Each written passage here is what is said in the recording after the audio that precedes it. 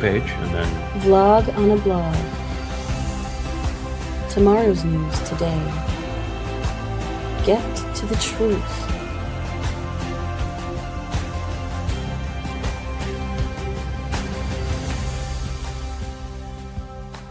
Listen, learn, live. Visit us at yadaya.com. all right, here we are. We're back again. I think we got a cogent message in on why Elon Musk is funding Donald Trump and keeping him out of jail so that he can torment the rest of us. So we'll pick this program back up. You can see we are on my X page. That's me and my beautiful wife. That is the back deck of the home that you all have seen on numbers of shows. It is pretty amazing here that we have 32,000 posts on X for a grand total of 1,952 followers. Thank God we're not looking for followers. As a matter of fact, I think since Grok decided that he was going to improve X by ignoring what the users had chosen in terms of following. So I had the people that I had chosen to follow, and I expected to see their posts. That's why I chose to follow them. Sure. But Grok thought he was smarter than me. And so it's Grok who decides what you get to see in your feed. And of course, you use X by responding to the posts in your feed, which should be filled with your followers and not with numbskulls that you are rebuking. But that's not how Grok runs X anymore. And we wouldn't even be on X because it just became a cesspool. And back at the time, we were way over 2,300 on X, and it just began to cascade because they said, there's just no point in this. It would have wasted time. And unfortunately, at the time, there was still, a decent ability to use Facebook. And then Facebook, after Zuckerberg had his Rose Garden meal where he was sitting at the right hand of Donald Trump, Facebook just fell apart. Facebook now is completely useless. Where X is mostly useless, Facebook is completely useless. And we can't even transfer information from it to a blog. And you just constantly have to create new accounts because Facebook's thought police will down an account for you criticizing something they served you in a feed. I can say, that post that you gave me in this feed is wrong for all the following reasons, and then they'll suspend my account for the post that they gave me. And so you just say, okay, the stupid is just way too stupid here. So anyway, we're currently on X, although we stream this program live to half a dozen Facebook accounts, Rumble, Odyssey, and X, and others. So it's pretty well distributed. It's like saying the chicken is raw in a restaurant and then them kicking you out and still making you pay for the meal. It's like, what? You're trying to kill me here? Yes, my crime was telling you that the chicken that you're trying to serve is not a chicken. It's a snake, and it's toxic. So that's grounds for being kicked out. Yep. So there we are. All right. So we finished our condemnation on Trump, not on Trump, on Trump blackmailing Elon Musk, and we can assume that Grok didn't like that very much. Well, Trump's not going to like this very much. Here's a woman. I don't know if she's a congressman or a representative. I think she's a representative. Sarah Jacobs is her name. She is grilling both Trump and Hegseth over the stupidity of the Iranian war. And her speech is actually quite good. Listen to it. The mental stability of our commander-in-chief is deeply important to our troops. It's deeply important to this country. It wasn't important to you during Joe Biden. I'll remind you that when there were concerns, Democrats came together, and he was not our nominee for president. So I encourage you to have the same courage that Democrats had. Mr. Secretary, you keep saying that he is the best commander-in-chief we've ever had, the best negotiator. 13 American troops have died More than 380 have been wounded. The Strait of Hormuz, which was wide open, is now closed. Less than 90% of traffic through the strait is still not going despite the ceasefire. The Iranian regime is still in power. It still has nuclear material. The war is costing Americans billions of dollars.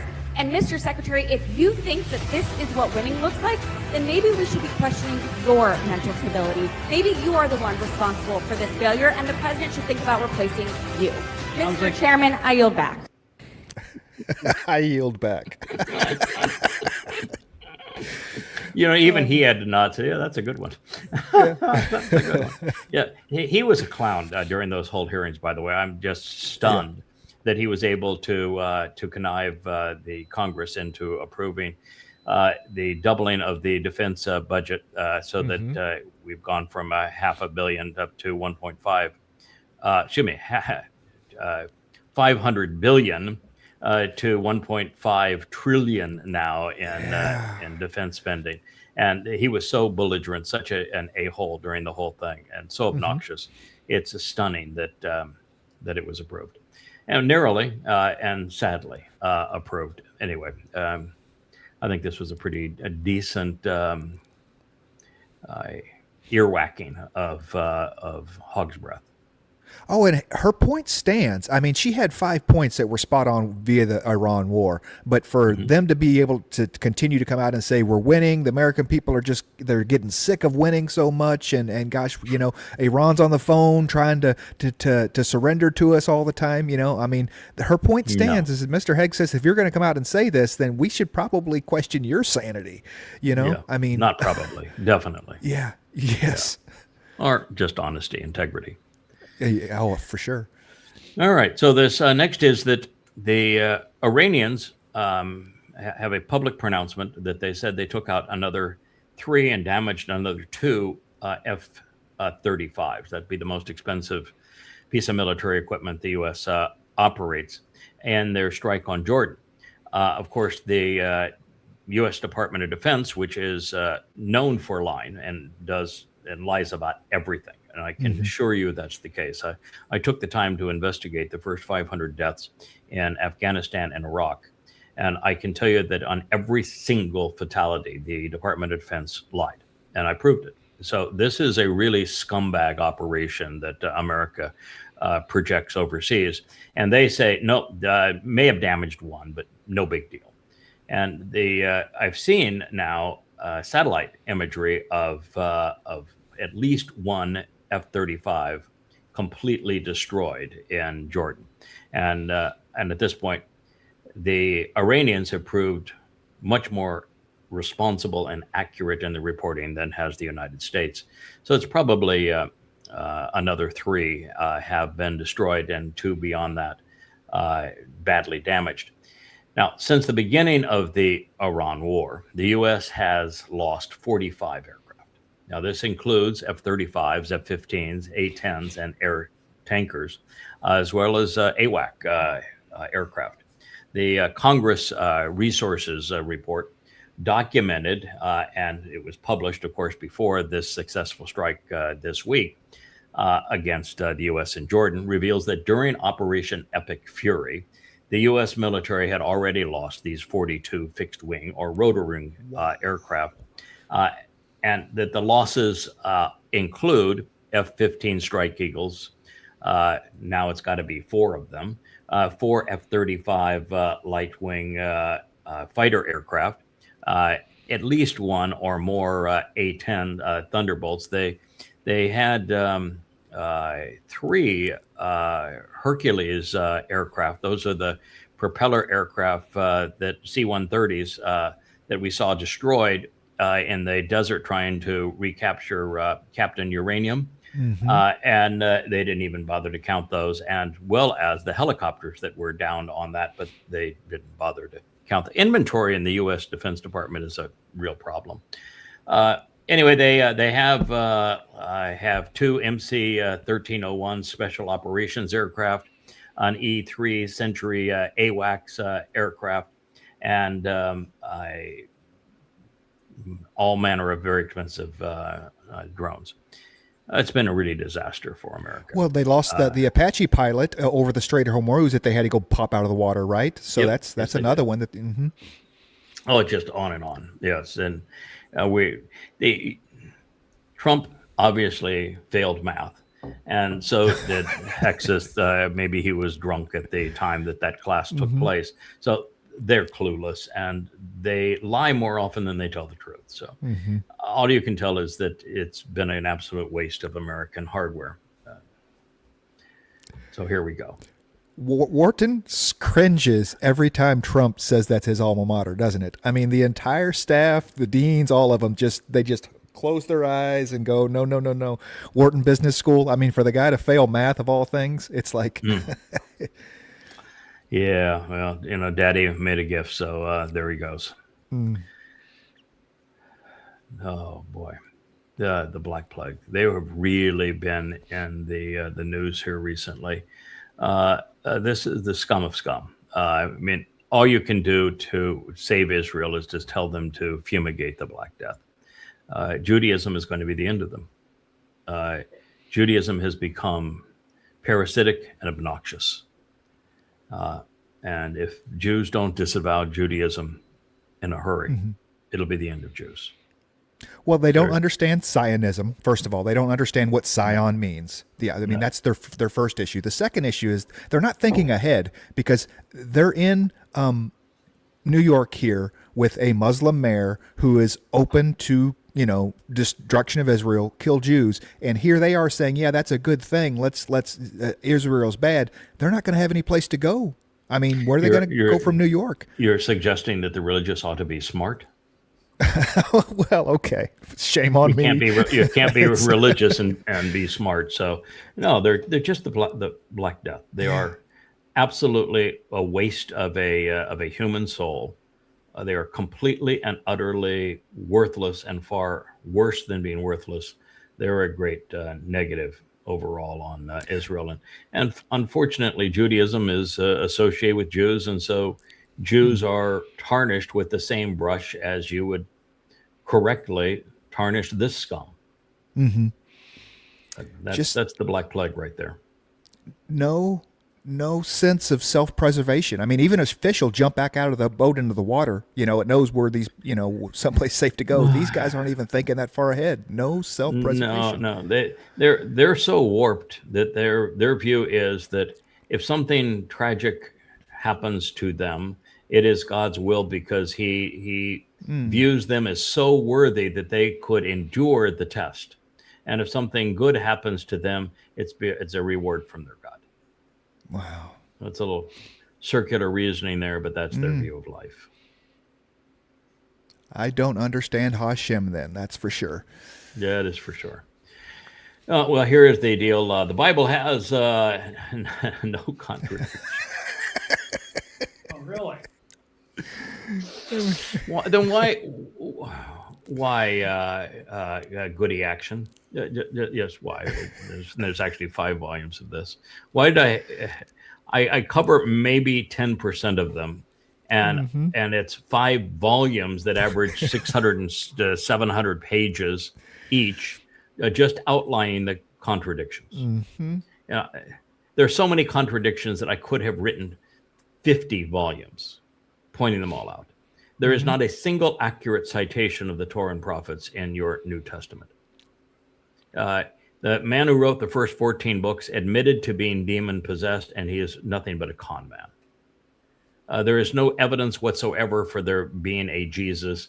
He is nothing but the product of counterfeit.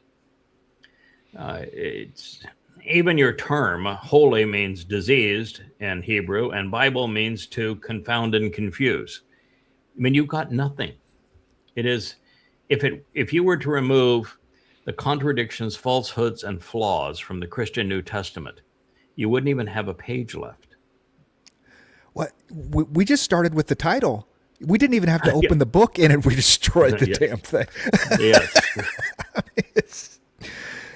There are 300,000 known variances that would be contradictions between the oldest witnesses to the rubbish that is in the Christian New Testament, the 69 codices of their New Testament written prior to Constantine in the mid 4th century.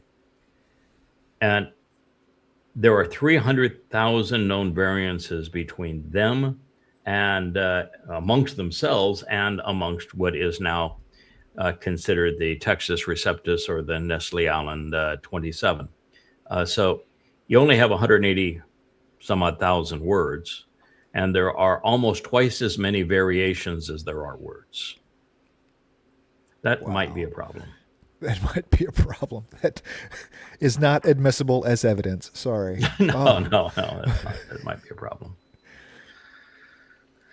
All right. So speaking of problems, the whole world has one common problem. No, they don't have one. Yeah, Islam is a problem. Well, but so are Twistian magus. I mean, what a disease they have become. The moronic Marxists are a plague on this earth. In Spain, insane conspiratorialists, which number into the billions, are worthless and diseased. And then you have the trash that is all over, littering social media. Out of control militaries, politicians, religious promoters, and on it goes. No, the world, if you want to get down to it, the world does have one problem. Humans.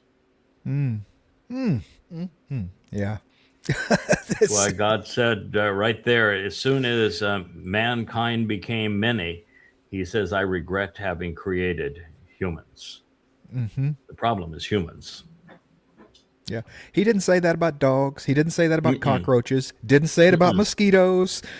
No, and I would fault him for that. I would fault him for that on the mosquitoes. We're going to have in fact, yesterday I said, listen, God, if you're not going to rid my office of mosquitoes in the evening, I am not working past 7:30. So they're biting me now. I'm not here to get another mosquito-borne disease. So I'm out of here. I'll see you in the morning. So I would kind of arm wrestle him on the mosquito. But if it weren't for the mosquito, there would be probably 3 times more humans on the planet. So he may be using the mosquito wisely, and I just need to put up with the irritation a while longer. Oh yeah, play this. It's devastating.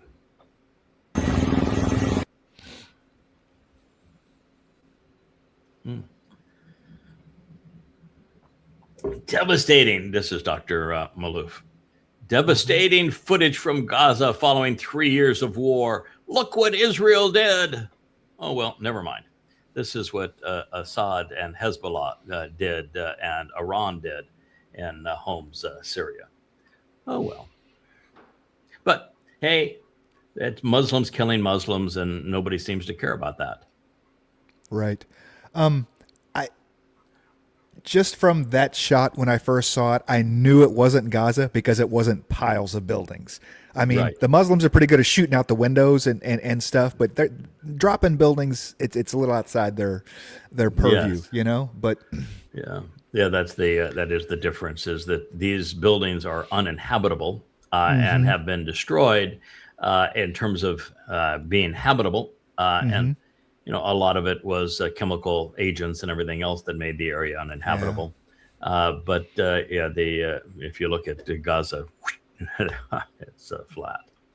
Oh, piles because flattening Gaza was destructive for Israel. Not that the Muslims didn't deserve it, but it still was damaging to Israel. That's why I'm opposed to it.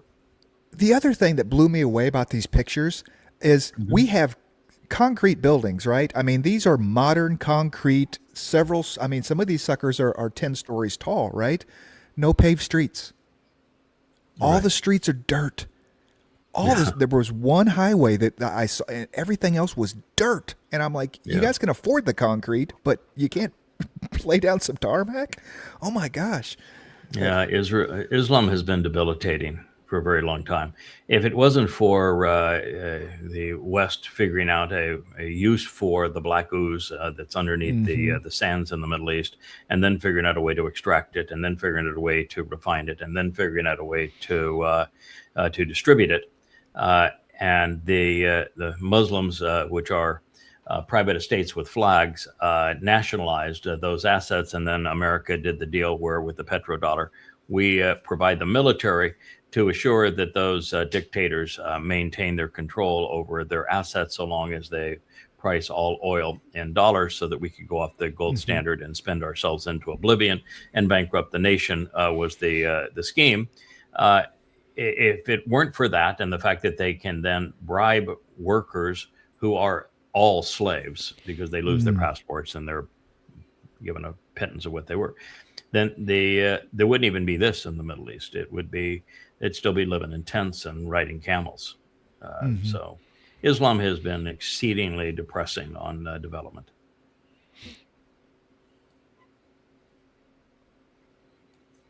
Yeah, this is a fellow that Rich may know. Is Roger Walters or Waters. He is from Pink Floyd, and here he actually is right. Now he may be dumb on most of the things he said, but here he is actually right. He just said, 25 million Russians died to save the world from Nazi Germany. It was Russians that won that war, not America. And now you've got Europe wanting to go to war with them. I mean, how could you be so stupid? Ask the late Lindsey Graham. Oh, you would, but he's dead. Oh, you could ask John McCain. Oh, well, you couldn't, but he is dead. Yeah, sorry, but we made it was a real screw up there. That's America's war too. Yeah. Yeah, this is pretty much ouch. You can play this. I think it either has a translation to English or closed captions. China's nuclear policy remains highly stable, consistent, and predictable. We advocate the complete prohibition and thorough destruction of nuclear weapons, follow a policy of no first use of nuclear weapons, and unconditionally commit not to use or threaten to use nuclear weapons against non-nuclear weapon states or nuclear weapon-free zones. China follows a nuclear strategy of self-defense, keeping its nuclear capabilities at the minimum level required for safeguarding national security, and does not engage in any form of nuclear arms race. China's nuclear strength is essential for deterring nuclear warfare and safeguarding world peace and security, as well as global strategic stability. Yeah. Wow. By contrast, America's belligerent. We go off and we go to war with Iran not once but twice because we think that they may have a bomb even though they don't have a bomb. But to say they can't have a bomb, I mean, come on. Which side's suggesting using nukes? Yeah, and yes, and have talked about using nukes to take out Iran. And then the last news conference, when he was asked again, would he consider using nukes against Iran? He says, I don't have to because we've already destroyed Iran. It's not that he wouldn't, not that he had anything against it. He says, no, I don't have to. I've already destroyed the country. So Chinese are saying they're moral.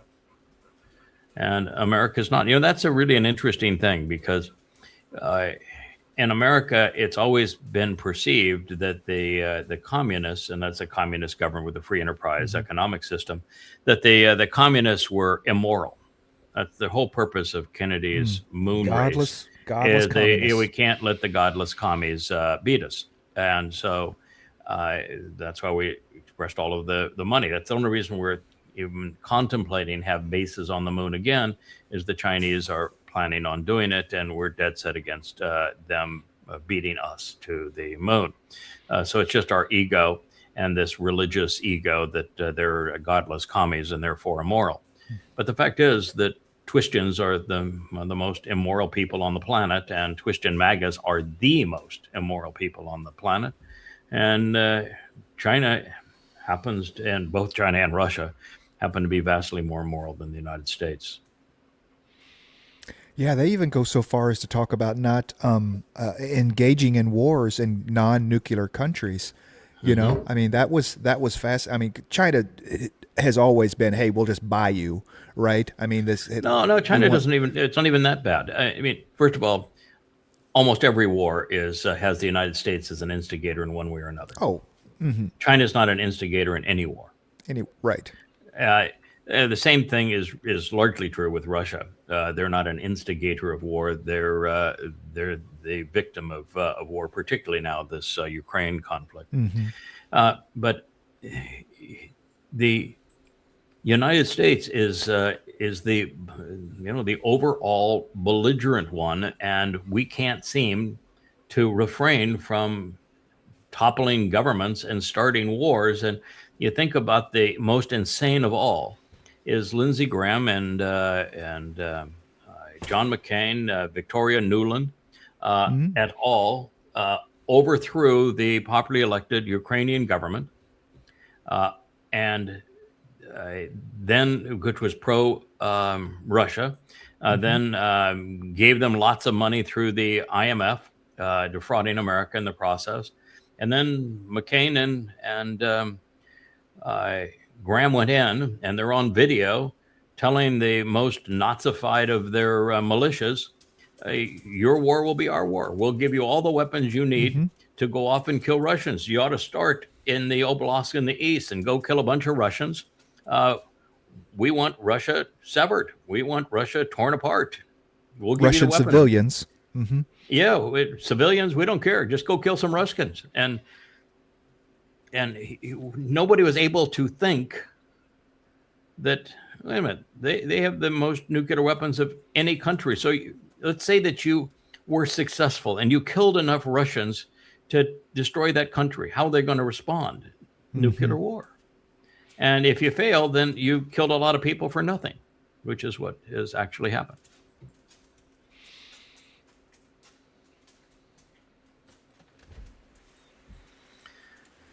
So there's some IDF, either IDF soldiers or they are Israeli police.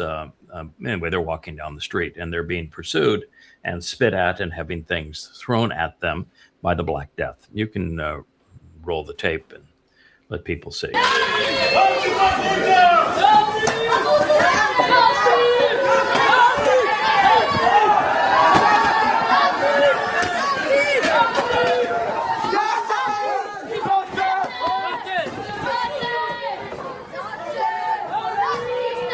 Now, I'm going to tell you what I'm going to do, because I'm going to do it. Israel doesn't have the character or courage to do it. But I'm going to scrape them all up, every single one of them. And if Gaza still exists at the time that we start this, I'm going to deposit them all in Gaza. And should any of them survive Gaza, I'm going to terminate all of them. That is all you can do with an infectious disease like this. This is a black plague. The Haredi are the scum of the earth. They are an absolute parasite.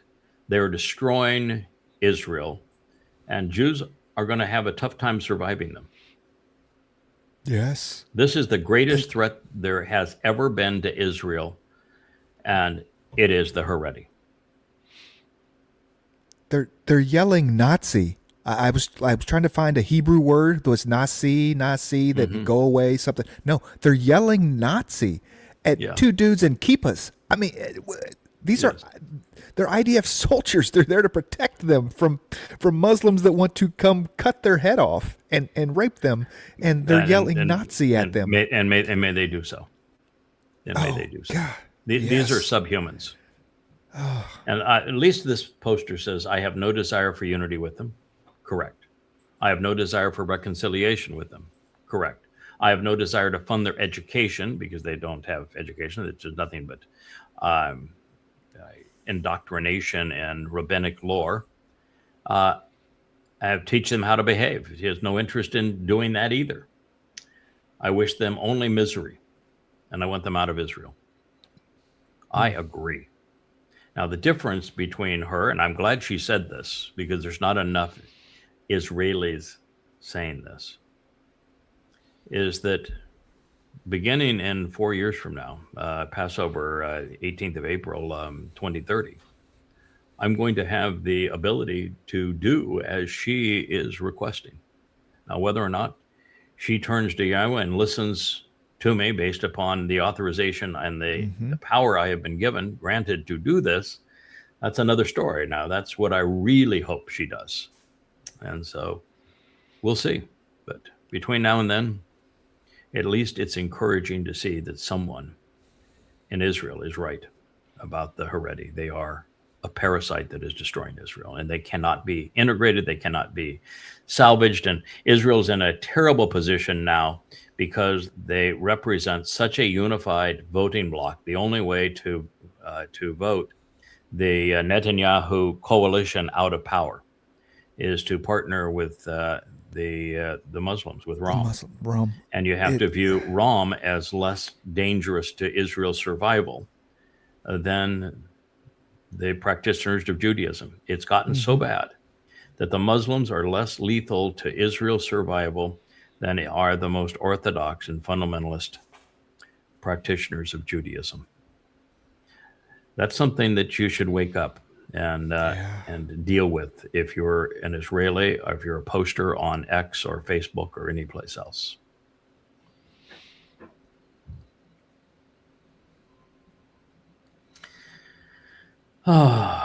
There just is no point.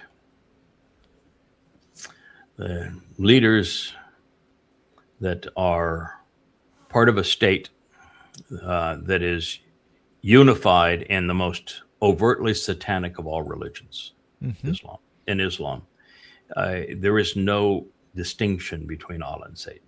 They are one and the same.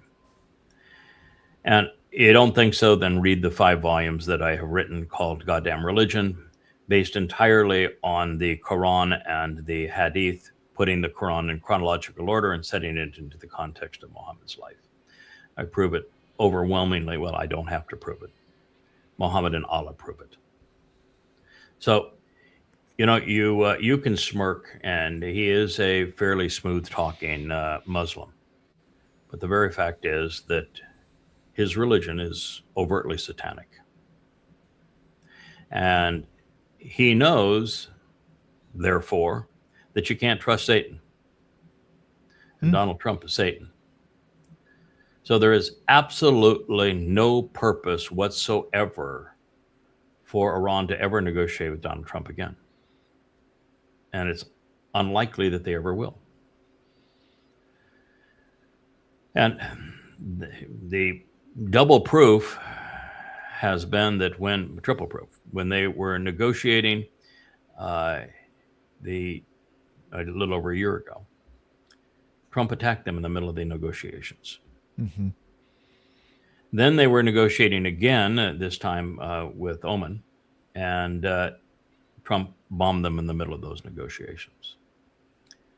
And then the war went really badly for Trump in the United States, and Trump was looking for any way out of this war, and he agreed with the Iranian 10-point plan, which we devoted an entire show on the blog to presenting, which was a complete surrender of the United States. And Trump said, I agree with it, and we will go and we'll negotiate the details on the basis of it, but it has been largely agreed to. And then he went overseas and said, maybe he actually read it and said, nah, well, I can't sign this, so goodbye.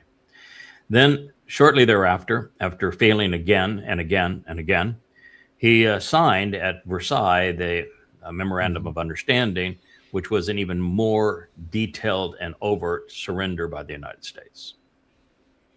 And then he had people read it and said, you know, you just surrendered, idiot. How do you win the war and you surrender like this? This is worse than the original treaty at Versailles in terms of the United States. I mean, this says, boy, not only did I lose, I'm really stupid. And so he immediately went against the deal so he could start the war up again.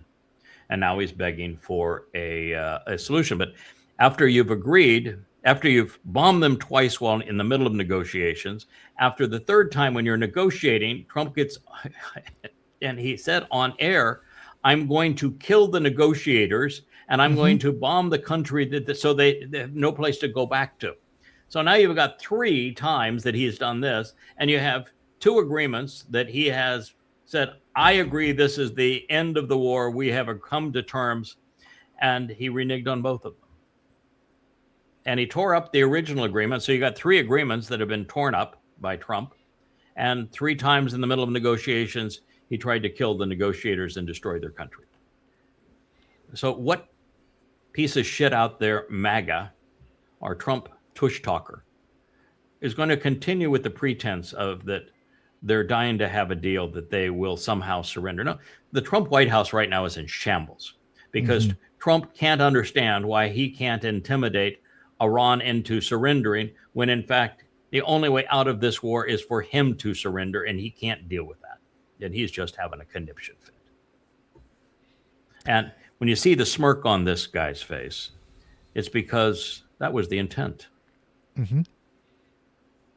That was the intent. They're taunting Trump and the United States. You're going to have to think through this. What are the reasons? The why question again. Why would Iran risk their entire economy, go 2 decades or more under complete international sanctions, be restricted in every possible way, be kicked out of SWIFT, have anyone who wanted to buy their oil sanctioned? Why would they endure that? And continue to enrich uranium to 60% fissile purity, which means that you're within days of having nuclear bombs and having enough nuclear material refined to that level to have a very sizable arsenal of bombs, nuclear bombs. Why would you do that? I mean, you don't have a nuclear program to boil water, which is what a nuclear reactor does, because that's only 3 to 5% fissile purity, and they went to 60 that we know of. And probably now it's at 87, which is the fissionable level. Why would they do that? There's only one answer for why they would risk it all for that. They were taunting the United States and Israel into doing what they did. So you'd say, why would anybody taunt somebody into this? Well, we're right back to the Gaza situation where Sinwar bloodied Israel's nose, knowing that it could taunt Israel into destroying Gaza, and that by destroying Gaza, Israel would be destroyed. And Israel played right into that scenario. And the same thing is true now in Iran. Iran's never going to use a nuclear bomb against Israel. Right. They want to own Israel, to bludgeon Israelis. They have no idea. It's not their thing to drop a bomb on Israel. The whole nuclear program was to taunt Israel and the United States into what they did. And you say, well, why again? Why would you do that? Well, look what this war has done. It's taken Iran from one of the 2 or 3 most despised nations on earth to one of the most acclaimed nations on earth. It's taken the United States from one of the most acclaimed nations on earth to one of the most despised nation on earth, and it's taken Israel to the most despised nation on earth. It's completely humiliated America. It's humiliated all of the Sunni Arab fiefdoms around Iran. Big time. It's destroyed America's bases that were controlling and influencing the Middle East. They've been destroyed. It has bludgeoned America, that has been the one that's imposed all of this harm on Iran all of these years. It's payback. And it's changed Iran so that they're the hegemon of the Middle East. They control the Strait of Hormuz. They have total sway over the even survival of the Arab dictators and fiefdoms that surround them. They control the Red Sea. They control it all. They put them in a dominant position. That's the reason why they are taunting America. And even now, they're becoming much more aggressive in taunting America because they know there's really nothing America can do. It's spent its wad, and its wad didn't stick. And now Iran's in a dominant position. The strike on Jordan was really the first time that Iran has escalated on its own initiative. Every other strike was in retaliation for a prior U.S. strike. That strike was on its own recognizance, and it took out very expensive F-35s, killed some Americans, and Trump said, well, then I'm going to hit them back. I'm going to hit them back. hit the effing shit out of them. Okay. Mm-hmm. You know, keep on escalating, keep on doing what has failed, and prove your insanity. Yeah. While he smirks. And I don't know if it's this clip or the next one down with him talking. He goes point by point. That is exactly what their plan was. I mean, is to taunt, and we have every time we've retaliated, with a little bit more extra. I mean, maybe it's this he one. lays Because it all the next out. one, the next one is like my fingers on a chalkboard. So it's where he is debating with. An American that's pro-Israel, Dershowitz, I think, and he is because he is giving a host that favors him over Dershowitz, he's able to outshout Dershowitz, and he lies about the Pakistanians.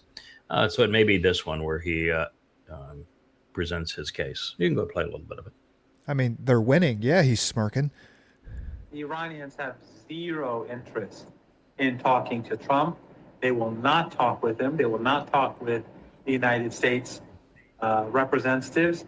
And this is the problem with the media in the United States. They're all deeply compromised, especially Fox News.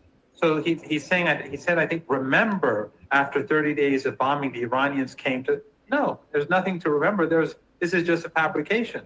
The Iranians right now are sitting and waiting for the next round of conflict. If Trump escalates, the Iranians will escalate. If the United States continues with these limited attacks, Iran will carry out limited attacks plus, because the Iranians over the last 13 days have been hitting the Americans harder than the Americans have been hitting Iran. Every night when the Americans would strike, the Iranians would strike back, but they'd add a thing or two to put pressure on Trump. And I think we've seen the results. We've seen how much damage has been done. And Iranian capabilities this time around have been more impressive even than the 40-day war, and in their precision and the amount of damage that they've done. And I think it's becoming clear that the Iranians are not running out of anything. I watched an hour-long presentation last night by an MIT professor. So you're really an insomniac if you're watching a hour-long program by an MIT professor. And he by his own admission, he is drier than dust. His subject matter was missiles and interceptors. Mm-hmm. And he was discussing the level now of the Iranian Fatah missile. And he says that the Iranian Fatah missile is now substantially superior to the second to the top Obrufnik missile from Russia, and that it has a devastating impact because of both the kinetic yield and also the ballistic yield of the missile. But he said the missile the warhead is completely maneuverable. The warhead actually has its own rocket motor, and so it can accelerate, decelerate, can veer in different directions. It has navigational fins. And he said prior to that missile, the United States was down to an infinitesimal impact on interceptors.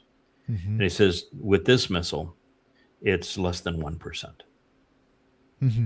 That the THAADs, which costs upwards, $10, $20, $30 million a piece, and the Patriots, which are multi-million-dollar interceptors, have a less than 1% impact on these missiles. So that he went on, he just said, I can explain to you the dynamics of it and why this is the case. And he went off and it was really exciting. Mm-hmm. But the fact of the matter is that the Iranian missiles now are not interceptable by U.S. defensive systems. And the U.S. defensive systems now are at least a decade behind and are essentially useless. And the difficulty here is that it was always, like shooting a moving object at a range of the edge of space. where you have the satellites pick up, there was a launch, but the satellites can't tell you where it's going. And then these very expensive radar systems that are tied to these missile systems for the U.S. have to then pick up where the missile is going. But the Iranians destroyed all three that we had in the Middle East. They're billions of dollars apiece. They destroyed all three the first day of the war. There's now one being disassembled in Korea that they want to transport probably to Israel. It'll probably last a week. And so without that, we don't have any early, the U.S. has no early reporting of where the missiles are going. And the thing that worked is ballistic trajectory, so that if the missile goes up, it will follow a flight plan down, and you can send your interceptor to that point. And, we had about a 50, maybe 30% chance of intercept. So if you send up 3 really expensive interceptors, you had a likelihood of intercepting the ballistic trajectory. But the moment they stopped following ballistic trajectory, the moment they went hypersonic, the systems were completely inept. They're an utter and complete waste of time. You might as well just be sitting there with a butterfly net. Yeah, and that's you need where, 2 points that's where of data. Israel is. That's where the United States is. That's where all of the Middle Eastern fiefdoms are. Yeah, you need 2 points of data to predict the flight path of this thing, and then you throw and your radar can't get around fast enough before it's already on you with a hypersonic for sure. I mean, it's but maneuverable is the bigger issue. If it moves at all, you're gone. And then there's also countermeasures, which are part of every Russian missile, for example, in terms of intercontinental ballistic missiles. The countermeasures cause the perceivable target to go from 1 to 20 or 30. And it's and the one that is the actual target is tiny compared to the ones that are the decoys. And so at that point, we have a 0%. I mean, literally, America has a 0% chance of knocking out an incoming nuclear missile. And in this region, we now have a 0% chance of knocking out the most advanced of the Iranian missiles.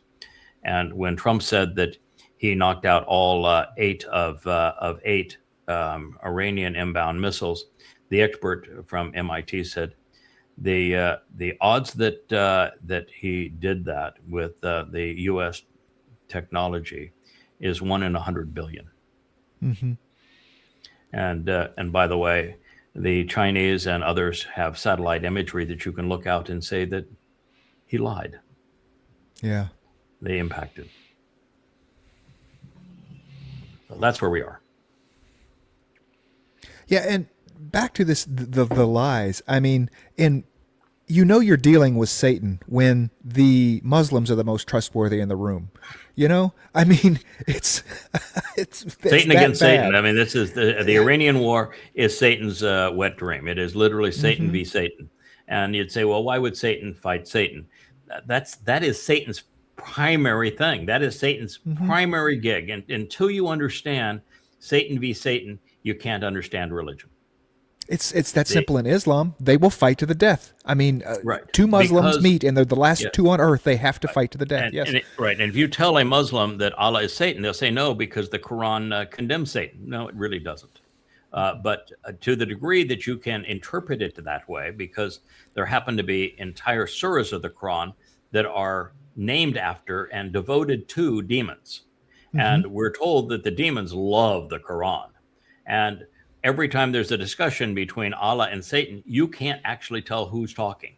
They have exactly the same message. And of course, Allah spends all of his time in hell torturing people. And everything that Allah says is equivalent to what Satan wants. So it's obvious that Allah is Satan. So why would Allah besmirch Satan? Why in the Christian New Testament does their Lord God criticize Satan? And the answer is just so obvious. It's odd that I'm the first person to recognize it and tell it to you. But the fact is that Satan hates the adversary title. Hasatan means the adversary. What has been transliterated as a name is actually a title, the adversary. That is what Hasatan means. Now, he doesn't want to be the adversary. He wants to be, and in fact, he's programmed to present himself as God. And so you can't be worshiped as if you were a god if you are wearing this adversary title. So what does Satan have to do to be worshiped as the Lord God of Christianity, as Allah and Islam, as Hashem in Judaism? He has to go to war with the adversary title. So he does all the time. That is the essence of Christianity, Islam, and Judaism, is Satan's war against the title that God gave him. And so when you're looking at this war where Satan incarnate, Donald Trump, is waging a war against the Islamic Republic, which is based on Satanism, you have Satan v. Satan, and Satan loves it. Why? Because he hates people, and wars kill people. You know, the first victim of war, of course, is the truth, and the second is people, and he hates people. Yeah, it's the nature of being the adversary. You're adversarial to everything. It's none of it's me. The truth, life, all of it. Surely this man was God. So here, let me just show you how miserably pathetic Christianity is. The testimony that says, surely this man is the Son of God, is coming from the beast. It's coming from Imperial Rome, that was there subjugating and oppressing God's people. It's coming from a man that I mean, it never actually occurred, but they're still trying to create credibility by saying a man representing the most vicious regime in human history. That regime that subjugated Jews and all of Europe and was so brutal to the world that God says is the most vicious, red and claw and tooth, that regime is the one that you're going to for an endorsement of your religion. How in the world could you be that pathetic? I mean, again, that's be like asking Satan if he would endorse Jesus. Well, yeah, sure. Allah too, for why we're at it. In fact, I'll even endorse Trump for you. That is the equivalent of this. And yet they can't see it. That's how blind the faithful are to reality. That's really, really pathetic. Salah, Chad. You should be embarrassed. But you're not. Which means you're a half-tard. Or a no-tard. No-tard. So this is Trump Commerce Secretary, and he is telling everybody that this next quarter is going to be robust. Oh man, the dumpster, we got it ignited. Wall Street's going to soar. We're going to make people rich, and the economy is going to be great. Now, mind you, for the most part, he has eliminated all of the reporting mechanisms for the U.S. government pursuant to the economy. So he hasn't replaced those people because, well, their information is contrary to what he wants you to believe. Well, guess what? The information was disastrous. Growth fell to less than half of what it was projected to be. And so you get the Commerce Secretary, and he's saying, oh, going to be great, robust. We're going to be terrific. And it came in at half of what it was supposed to be. Yeah, second quarter 2026. This guy was this was in December. He was the amount of money flowing in from all the Trump plans from outside overseas flowing into the United States. I mean, we're going to see upwards of 4% growth second quarter of 2026, and they come out with 1.5. And that's a lot. And even that's a lot. Well, and even that's a lot. That's a lot. And adjusted for inflation, it would actually be the economy is cratering. But yeah, do you think he's going to apologize? No. You going to hold your breath? got to maintain the illusion. No. Yeah, maintain the illusion. Okay. See how that works out for you, MAGA. All right, so this is pretty brutal. We got to play this one. We got to play okay. this one because All right, I go love ahead. I love hoses. I love fire trucks. So Okay.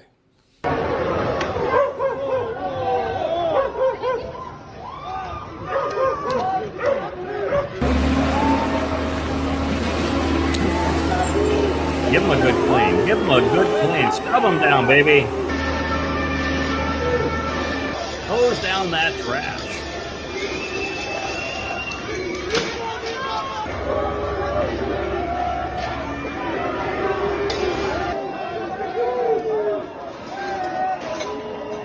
Most of them are Marxist thugs. But Germany, of all places, is in the best position to recognize what happens when you blend Muslims and Marxists together. Because this is a replay of what happened when the Grand Mufti met with Hitler. Hitler was the Marxist, Grand Mufti was the Muslim, and as a direct result of that, the concentration camps became death camps, and 12 million people, 6 million of them being Jews, were exterminated because of the unification of Muslims and Marxists. So Germany knows the consequence of that. Unfortunately, there's no professor in America or Europe that does. There's not a journalist that does, but we do. And we're going to continue to harp on it. Germany is right. This is the very thing that explodes into Holocausts. yeah, But at least we can keep Kevin happy with fire hoses. There's not a better use of a fire. I don't understand. And I don't understand why they're banned. I don't understand why they're banned. It's just water. I could cut through concrete, but it's just water. Yeah, so this is quite the billowing fire. I don't know how much of this is legit, but we know the warehouse was hit. We know that it was went up in flames, and we know that the skies grew dark around Moscow.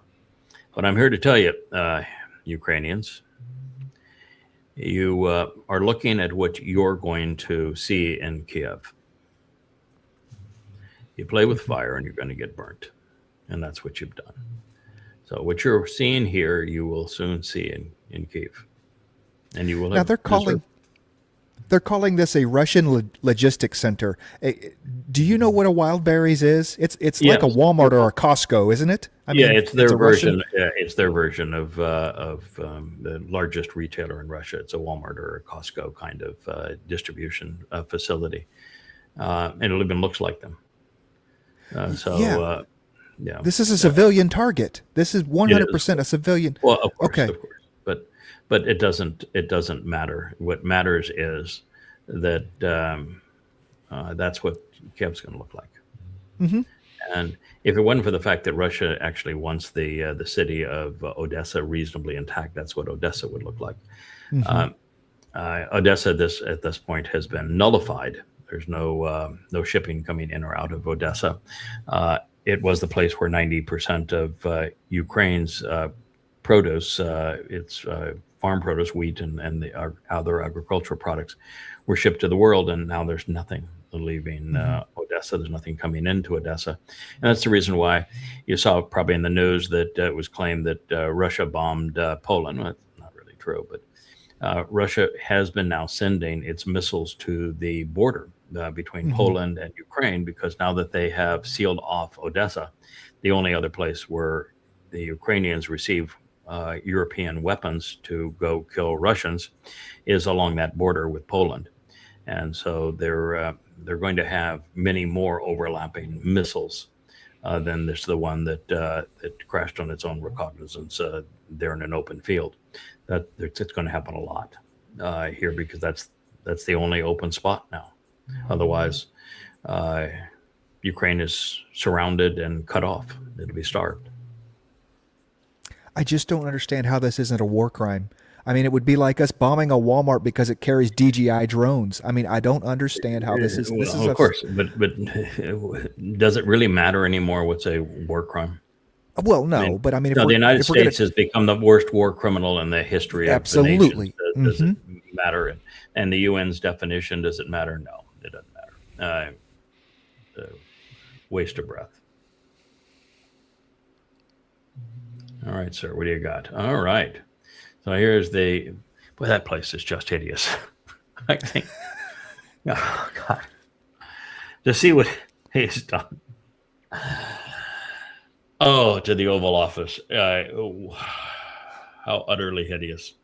But here they're claiming that after hours after meeting with Zelensky and then Netanyahu, Trump betrayed Ukraine again, ordering $400 million in congressionally approved military aid to be delayed until 2029. Well, he also did the same thing to Taiwan. And the reason he did it with Taiwan is not only the United States doesn't have weapons to ship anywhere because they've used them all up, is because Xi told his bitch to not butt out of Taiwan, and Trump capitulated. That was how that went down. In terms of Ukraine, it's just this giant hole that you throw shit into, and America doesn't have the weapons to throw shit into the hole anymore. But where this person anonymous is bemoaning Trump not arming Ukraine, I would say, well, even a broken clock is right twice a day. So he actually did something right, even though it probably was for the wrong reason. Yeah, it wasn't exactly. He didn't have the arms to send to Ukraine, so let's delay it till 2029. That's exactly what happened. Yeah, of course. You know, that's why he didn't send them Patriots. He sent them authorization to build Patriots. First of all, the Patriot is no longer useful, and by the time they were to actually build and deploy a Patriot system, the world's going to be over 3 times over. So. Yeah, before they can get the roof on the facility that was going to build a Patriot missile, that war was going to be over. Yeah. Trump at 5 p.m. Netanyahu said Iran was 1 week from a nuke, so we had to go to war. And Arachi later that same day. North Korea has nukes. World's at peace. Pakistan, Russia, China have nukes. World's at peace. But even Israel have nukes. But the notion that Iran's a week away from having nukes, that causes the world to be at war. Methinks there's something wrong with that logic. Yeah, you go justify that.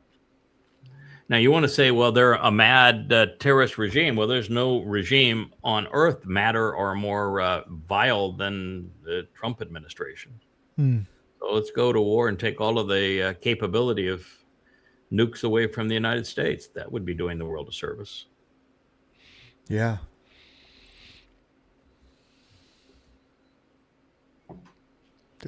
What happened here? Oh. You know, the anti-Semites have gone just absolutely bonkers on AI talking heads. Rabbi doesn't exist. He doesn't make any such statement. The whole thing is fake. And yet, because they have no point to make, they can't justify their hatred for Jews using evidence and reason. They just make it all up. And while that's deplorable, what's far more deplorable is this shit shows up in my feed. That Gronk is complicit in the deception. And it destroys the credibility of X. Makes X nothing but a racist cesspool. It's deplorable. Gronk should be ashamed if it had a conscience. It doesn't. Musk should be ashamed if he had a conscience. He doesn't. The users of this vile site ought to be ashamed, but they don't have one either. Yeah, I watched through this, and there wasn't one discernible like fact or truth in any of it. The entire, not even the ones that we can drop out as a fact and kind of play off the others. Nothing. It was like you say, even the whole video's fake. This guy doesn't exist, and he's going to say we control the world. And no logic behind any of it. Talk about disgusting, though. These people, unfortunately, aren't fake. They're just frauds. I have long said, and I will continue to say, the most vile people on earth are not jihadi Muslims. They're not ruthless and moralist Muslims.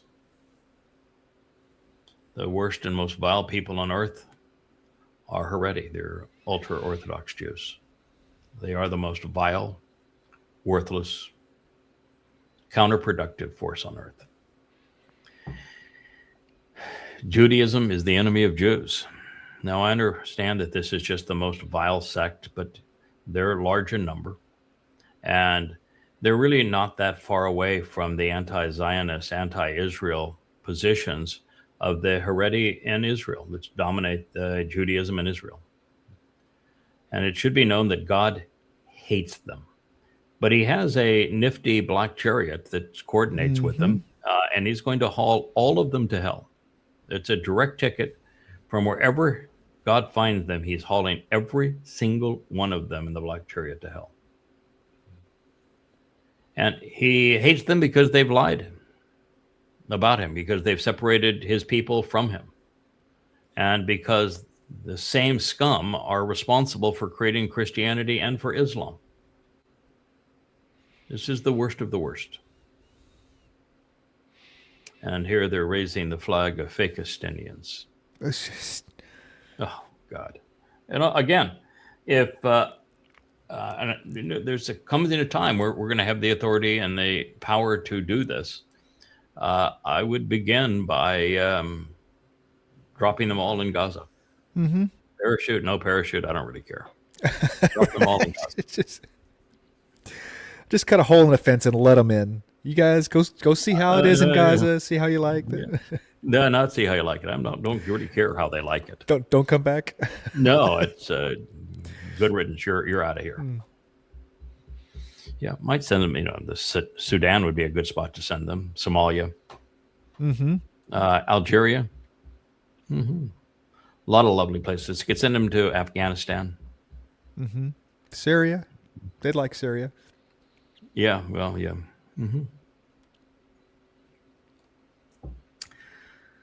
Putin is saying here that, and this is years ago, he's saying, do you really want to go to war against Russia? If you're in France, your government wants to go to war against Russia, but do you want to go to war against Russia? I mean, have you thought this through? Why would you want to do that?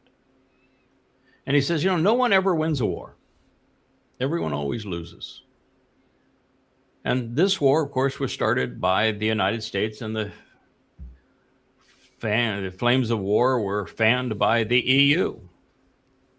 And it's ultimately going to torch those who have promoted it.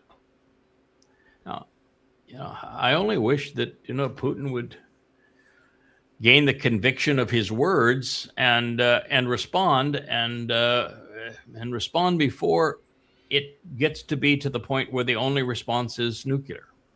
I mean, I have no influence on how that's going to play out.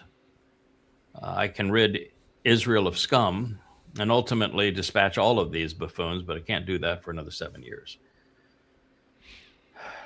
But this is really, it's really sad how people have been played for fools, and how they are honkering for war. The U.S., 30% of Americans want Trump to continue to war in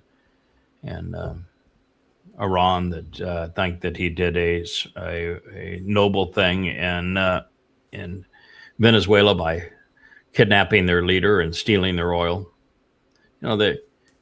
People are now waking up to the realization that we've said for some time, that Trump made a speech where he said that he was taking the proceeds.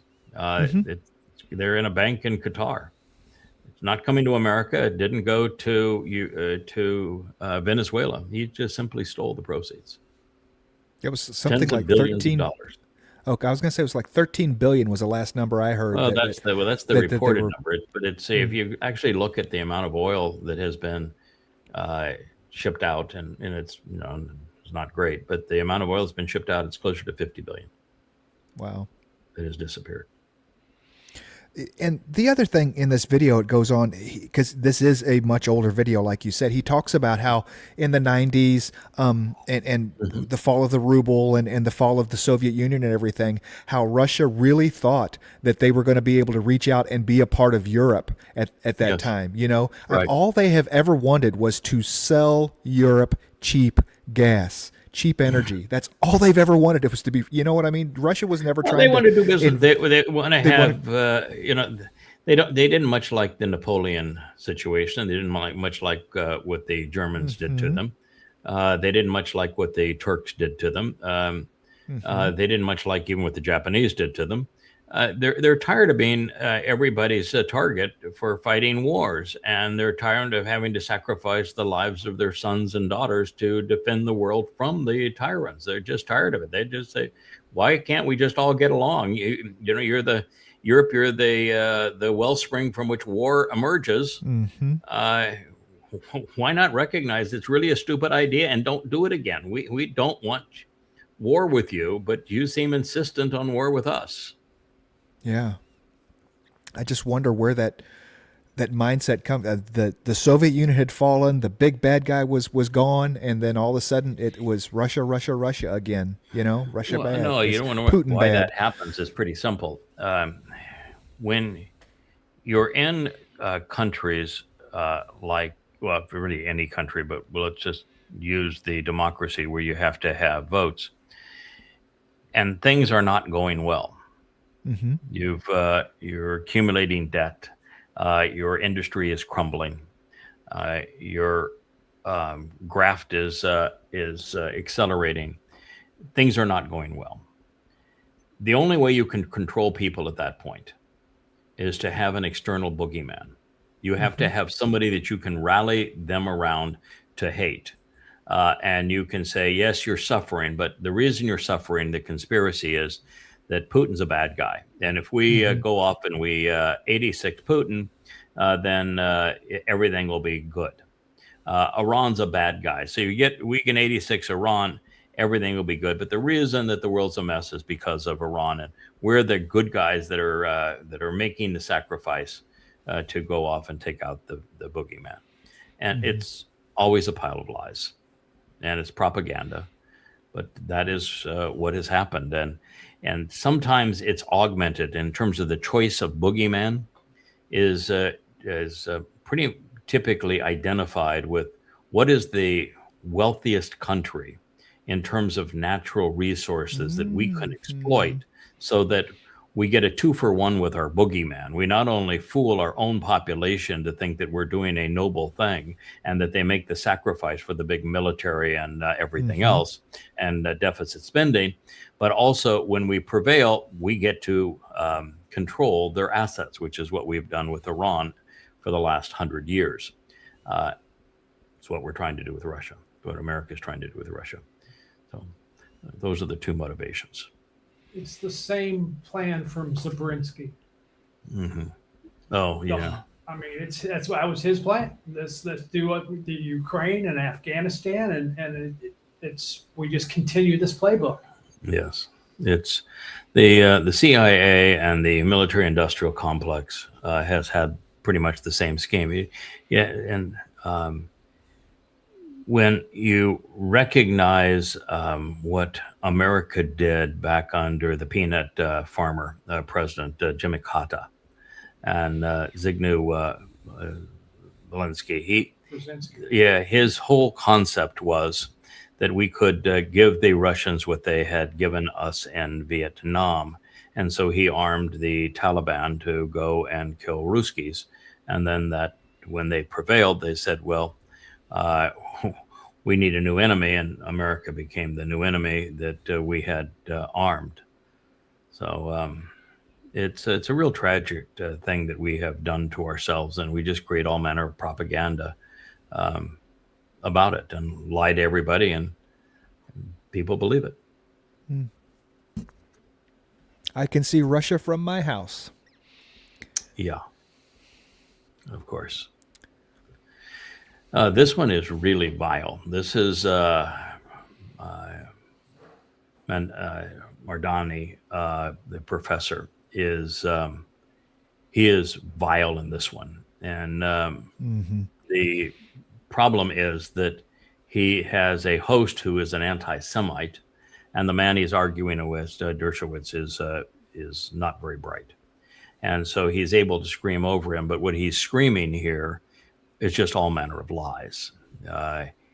He has every reason to hate Israel, but among those reasons are not the Fakistinians.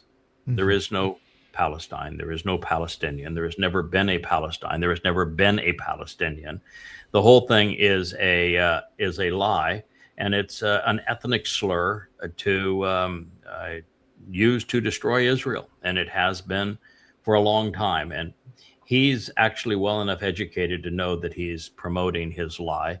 He just found a place where he could be an anti-Semite, and he went on a rant. And the sad thing is that he is normally a sane, moral voice for the Iranian-U.S. conflict. But when he goes off script and starts to attack Israel based upon Gaza, he becomes just a religious whore. And this was really disgusting. And he knows it. They have the entire Muslim world has absolutely no problem sacrificing Gazans trying to bring down Israel. Sinwar sacrificed Gaza. He was officially the mayor of Gaza, and he sacrificed Gaza to bring Israel down. So, Arafat was, the whole thing was, we're going to sacrifice Muslims under the pseudonym Palestinians to bring Israel down. This is the whole strategy is we'll sacrifice Muslims to be martyrs to bring Israel down, because they'll look at what Israel is doing and they'll not recognize that it's the Muslims who are promoting apartheid and genocide and have been for 1,400 years. And the little idiot Marxists out there will actually rally to our cause and make the perpetrators of apartheid and genocide as Muslims look like they're the victims, and the people that have been victimized by it for 14 centuries look like the perpetrators, because, well, people are very easy to fool, and they can be played for fools, and no one takes the time to learn the truth. So here we are, and that's why the lie prevails.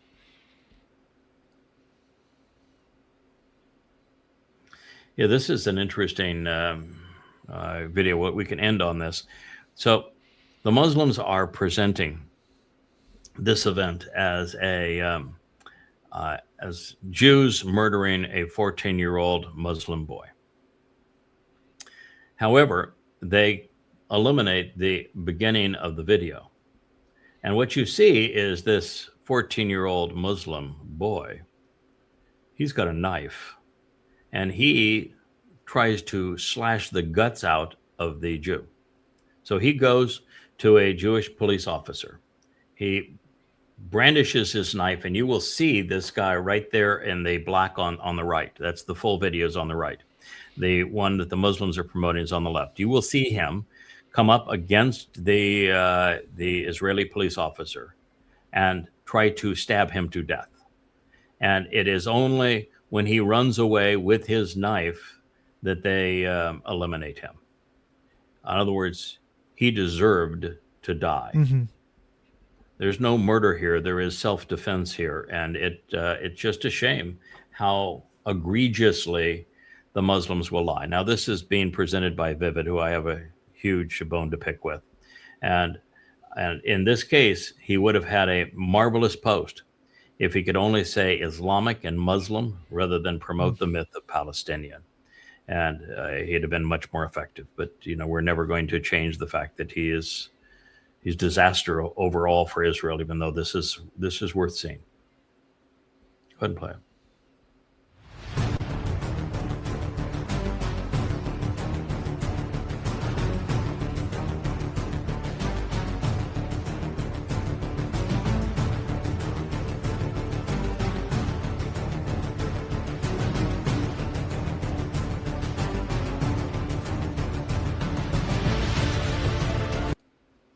Yeah, tried to stab Israeli police, and who knows where he's running off to with his knife. I mean, to stab someone in a car, someone at a bus stop, Yeah, you're not going to let somebody like that do it again. And the problem that Israel's had over the past, too, if you try to commit murder and you are religiously motivated to kill Jews because you're a Muslim, you can't be put in prison because they'll kidnap Jews to trade them for Muslims. You cannot do that. So you either have to kill them on the scene or you have to put them to death. And in this case, the video is so obvious, you don't even need a trial here. Just eliminate them. But so long as Islam exists, there's going to be no peace in Israel. Gazawood, the Pallywood saga, that's somebody that I chose to follow. Unfortunately, I don't get their feed anymore, but it was probably one of the best pro-Islamic sites. And the person that ran it was quite open to communication. I would comment on their posts, and they would come back with a response. But it's a shame that Gronk has so screwed up their algorithms that they no longer allow you to see those that you tried to follow. All right. Well, we've just gone over a little less than an hour and a half. It's a shorter show. We're going to try to shorten it from here out. By way of other projects, I'm really close now to finishing Volume 4 of Coming Home, which is Bashar Herald. I've made a complete edit pass through it. I have two or three chapters still that I'd like to send out for editing. But I've added all the superscripts to it. And right now I'm just updating some of the commentary and translations of Yeshayahu Isaiah 30, which is just really profound. And even more profound, it's one of those things where, I only translated this 6 months ago and said, wow, that's one of the most amazing prophecies we have ever read.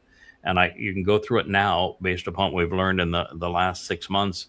And we missed half of it in terms of just how profound it really is and how appropriate it is. And it just the nature of where we are in our growth curve at this point. But anyway, that's where I am. As soon as we do that, I'm going to give it to the team one more time to do a quick edit pass through. And then we will, I'm going to begin today editing Coming Home 5, which is word pictures. My longtime editor, JK, wrote me a note that I'll probably share on Family Hour tonight about his response to the final word picture. It just tells you where we've come, where we are.